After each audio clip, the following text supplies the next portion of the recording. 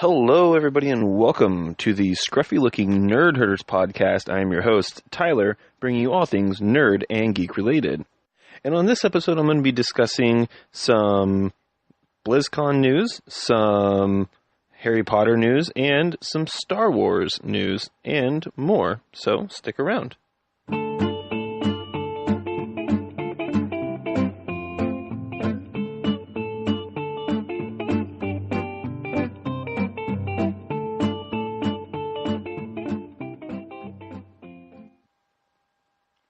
All right, and just diving right on in. So, the last episode, and I think the episode before that, I discussed the closing of Telltale Game Studios. So, the latest news on the studio closing since my last episode has been that Telltale has now laid off the remaining skeleton crew that was set in place to finish the work on the Minecraft story mode for Netflix. Now, they had over 275 employees, I do believe, and they laid off 250 of them and left 25 as a skeleton crew to finish this, and they, just the other day, just laid everybody off. So there's literally nobody working at Telltale anymore. According to former Telltale narrative designer Rachel Noel, I don't know, on Twitter, she said, "Hey, remember how there was going to be a skeleton crew staying on for a while and I was a part of it? Nah, JK. We all just got laid off too." It's just really disappointing because they totally could have stepped up and had done the right thing, and they haven't. Telltale has literally been doing everything the opposite of the right thing. But several sites have reached out, like Kotaku, IGN, sites like that. They've reached out to Telltale for further comments, but as of now, there hasn't been any more updates. Telltale hasn't really been saying anything. It's just a really unfortunate situation all around in regards to that. But in other gaming news, there's going to be a new version of the Nintendo Switch. So according to a new report from Wall Street Journal Japan, citing suppliers and, quote, others with direct knowledge of the plan, unquote, as sources, Nintendo will be releasing a newer version of the Switch in late 2019. And I believe they said in the Western Hemisphere, it could be as early as summer of 2019. But this plan is to keep riding that momentum that the console currently has in sales, which are currently over 20 million units sold, which is insane. And in this new version of the Switch, they would be reportedly updating the system's hardware and software functions, along with upgrading the, quote, low-end LCD display. Now, I've only really had a little bit of experience with the Nintendo Switch. I haven't had a whole lot of experience, but from what I had seen of it and the games that have been coming out for it, and my friends who all have a Switch, they're in love with the console, and I feel like this newer, updated version is a smart move on Nintendo's part.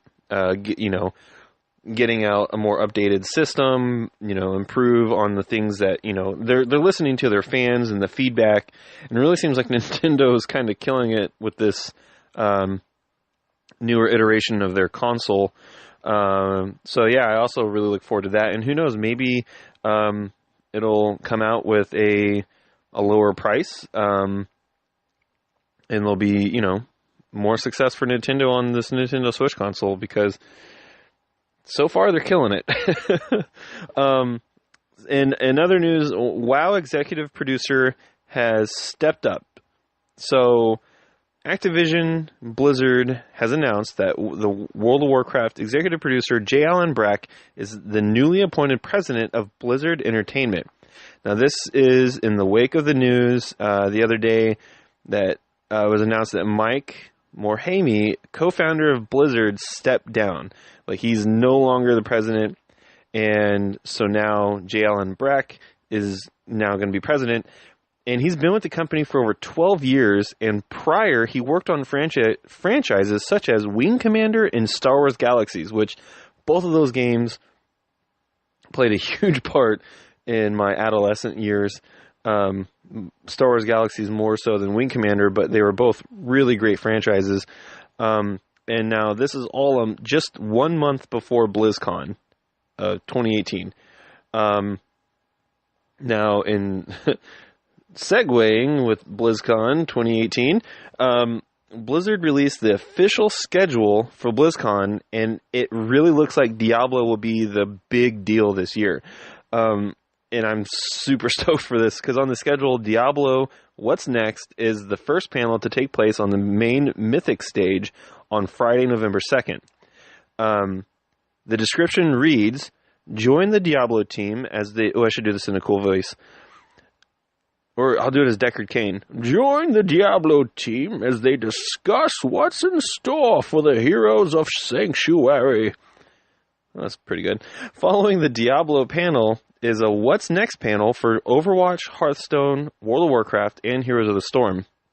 A StarCraft 2 What's Next panel will be set for for that Saturday, so November 3rd.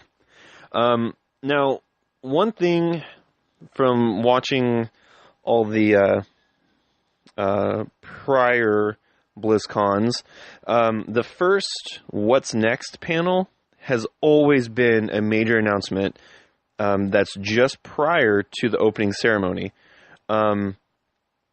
So last year it was the Battle for Azeroth for the World of Warcraft expansion, and it was the main focus for the What's Next panel. And World of Warcraft played a huge part in last year's BlizzCon.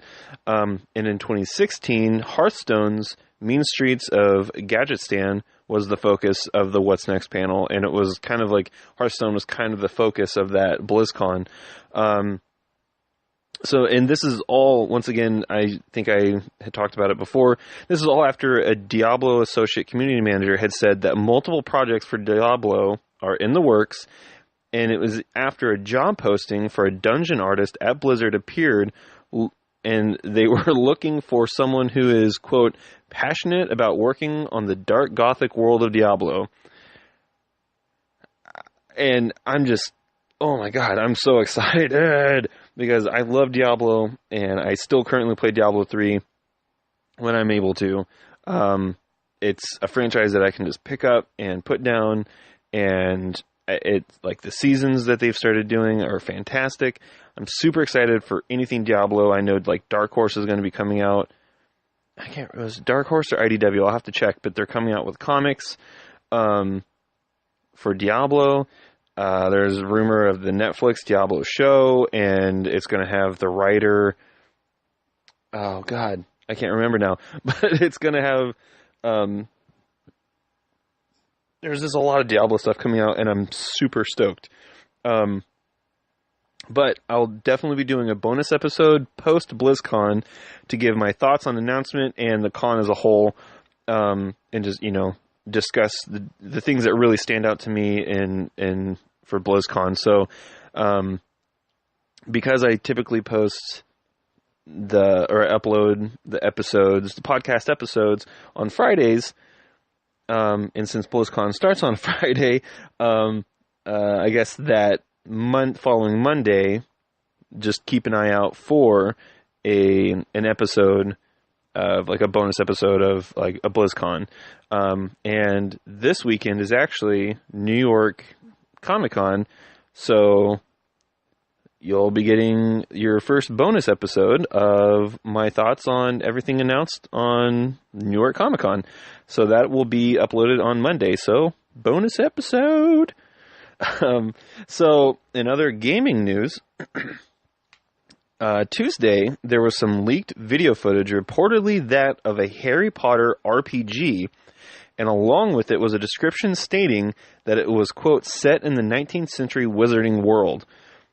And the footage looked phenomenal, and I think the studio that's rumored to be doing it is Rocksteady, but I'm not sure. I'll have to double check on that as well.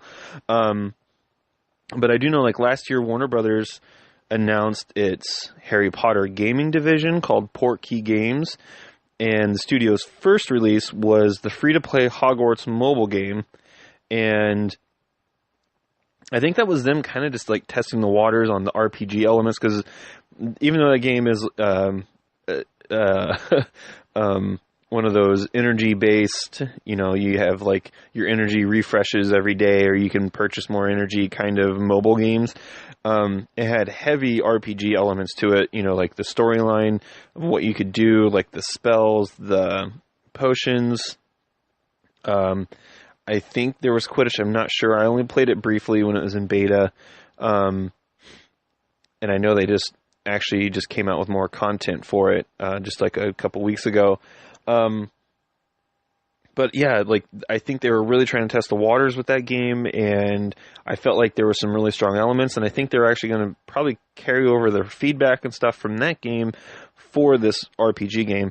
And so, I mean, and also if this game's set in like the 19th century Wizarding world, like that's like the 1800s. So like the earliest we've seen is like the early 1900s in the Wizarding world, and that's with like the Fantastic Beasts movie. So we haven't seen anything prior to that, and I think this would be really cool to see, Hogwarts in the 1800s, or Diagon Alley in the 1800s. I think that'd be super cool. But since the second installment of Fantastic Beasts will be premiering this November 8th, focusing on Grindelwald and his rise in the Wizarding world, I feel like it's likely that it's going to be kind of not necessarily a tie-in to that movie franchise, but I think it'll be heavily inspired based off of those storylines. So I think we might see more announced as we get closer to November 8th, because this is also the 20th year of Harry Potter. So it's been 20 years since Harry Potter first came out. I was 8 years old. That's insane.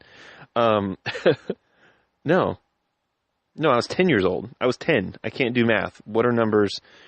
I don't understand. But yeah, I was 10 years old. Harry Potter's been out for 20 years. That's insane. It blows my mind. So just kind of in closing, there's two more things I want to touch on with gaming. So the second to last thing is Ireland has backed down from labeling loot boxes as gambling. And I know this is something I've discussed numerous times on my podcast in regards to loot boxes and gambling and all of that. And you guys know how I stand on it, so I won't go into detail or go on a rant as my buddies like to say I do. But so according to Irish Legal News, they report that the Ireland Department of Justice Minister of State David Stanton, God, say that 5 times fast, told the Irish Senate last week that the department does not have a role to regulate game developers on how their game works, nor in the offering of in-game purchases. So he's basically saying, like, we shouldn't be worried about this. Like, they can self-regulate themselves. This isn't the government's job. He said Ireland was one of the 15 governments that signed a declaration that described loot boxes as blurring of lines between gaming and gambling.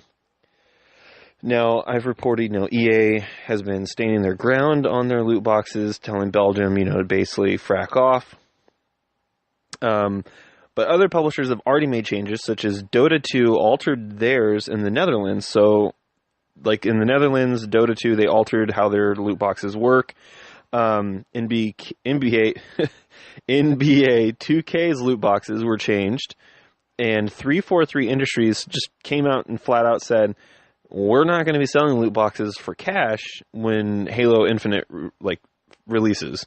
So there won't be any purchasing of loot boxes in Halo Infinite at all. So I think that's interesting. And I know the Minister of State in Ireland, he had said that, basically they're not, once it crosses over into gambling on esports events, or gambling on team death matches, which team's going to win, that's gambling. At that point, yes, that is gambling. Then we should step in, but that's not happening in game. It's just a chance to win items and you're always going to win something. So